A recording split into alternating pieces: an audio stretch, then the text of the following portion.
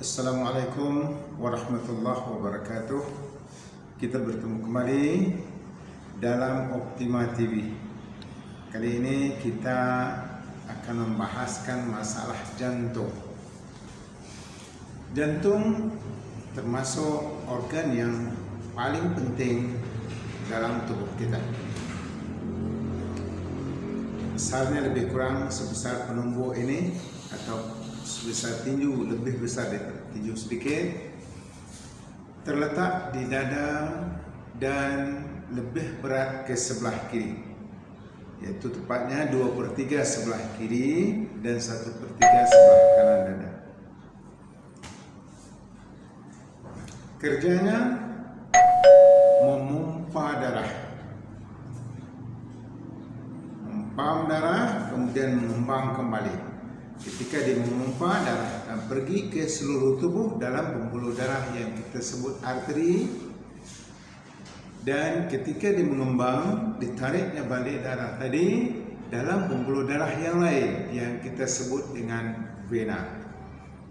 Antara hujung arteri dengan hujung vena ini kita sebut capillaries atau kapiler-kapiler.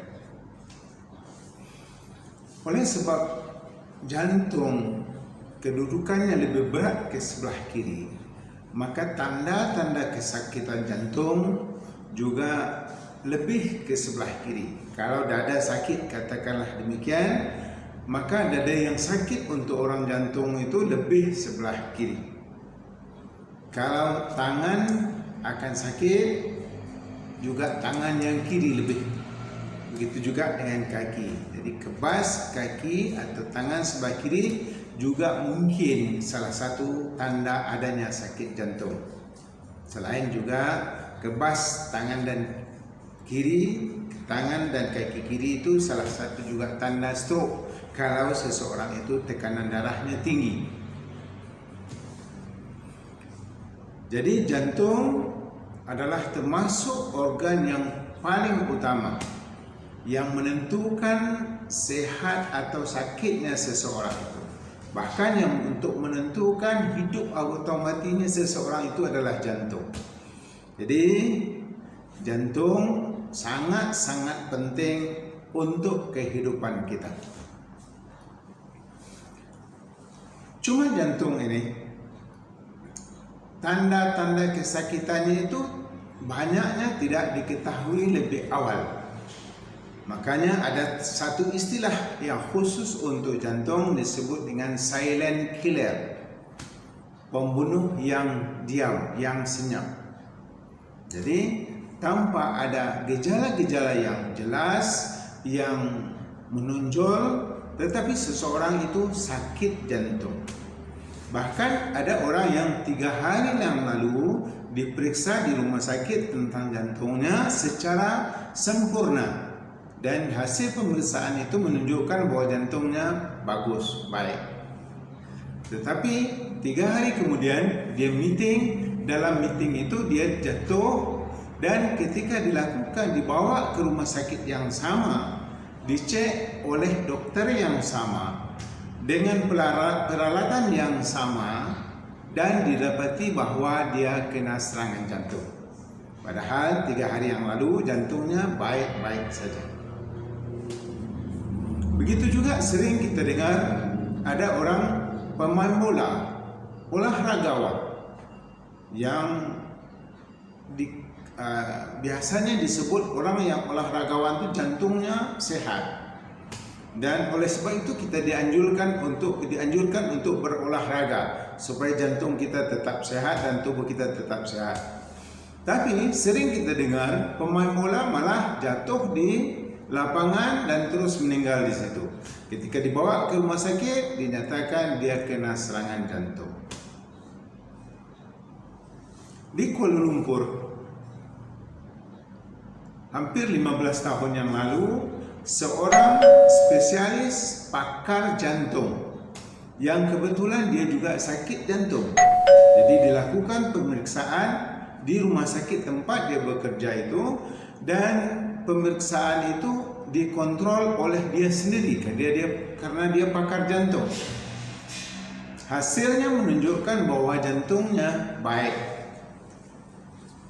Dengan pengetahuannya sebagai seorang spesialis jantung, pakar jantung, maka sore harinya dia pergi main tenis. Sedang memukul bola tenis itu jatuh terjerembab dan mati di tempat tanpa bisa dibantu diselamatkan. Pakar jantung, meninggalnya sakit jantung dan tidak diketahui gejala-gejala yang menonjol. Silent killer. Jadi oleh sebab itu penyakit jantung disebut dengan silent killer, yaitu pembunuh yang diam. Ini seorang pakar jantung yang dengan pengetahuan dia sangat mendalami tentang jantung dan seluk-beluknya pun terkecoh dan dia meninggal sakit jantung. Apalagi kita yang bukan pakar jantung ini. Tentu pengetahuan kita jauh kurang daripada pakar jantung itu sendiri, dan tanda-tanda kerusakan jantung juga, kesakitan jantung juga, tentu kita lebih tidak memahami dibandingkan dengan spesialis jantung tersebut. Oleh sebab itu, kita harus waspada tentang jantung dan penyakit-penyakitnya. Sistem jantung disebut dengan sistem kardiovaskular, artinya sistem aliran darah. Jadi sistem kardiovaskular itu yang utamanya organnya ialah jantung. Kemudian pembuluh darah arteri, yaitu ketika jantung memompa, darah akan pergi ke seluruh tubuh untuk makanan sel-sel dan oksigen bagi sel-sel tubuh kita yang jumlahnya begitu banyak. Dan ketika dia mengembang kembali di sudutnya darah itu, maka darah tersebut lalu dalam pembuluh darah yang lain yang kita sebut dengan vena, sambil membawa kekotoran karbon dioksida dan kekotoran lainnya yang ada di dalam tubuh kita. Dan perantara antara hujung arteri dengan hujung vena ini disebut dengan capillaries atau kapiler-kapiler. Maka selama jantung, pembuluh darah arteri, pembuluh darah vena, juga pembuluh darah capillaries atau rambut pembuluh darah, darah yang mengalir di dalamnya adalah darah bersih, maka seseorang itu akan sehat walafiat. Dan jantungnya juga akan sehat walafiat. Jadi tentang penyakit-penyakit jantung dan seluk-beluk jantung itu sendiri yang ditakuti, yang mana sampai dilakukan pemeriksaan dan pengobatannya, bypass, dibuatkan bypass, dimasukkan ring. Ini akan kita bahaskan pada pertemuan-pertemuan seterusnya, insyaAllah. Moga bermanfaat. Jangan lupa subscribe kami bagi anda yang belum, dan kita bertemu pada video berikutnya. Assalamualaikum warahmatullahi wabarakatuh.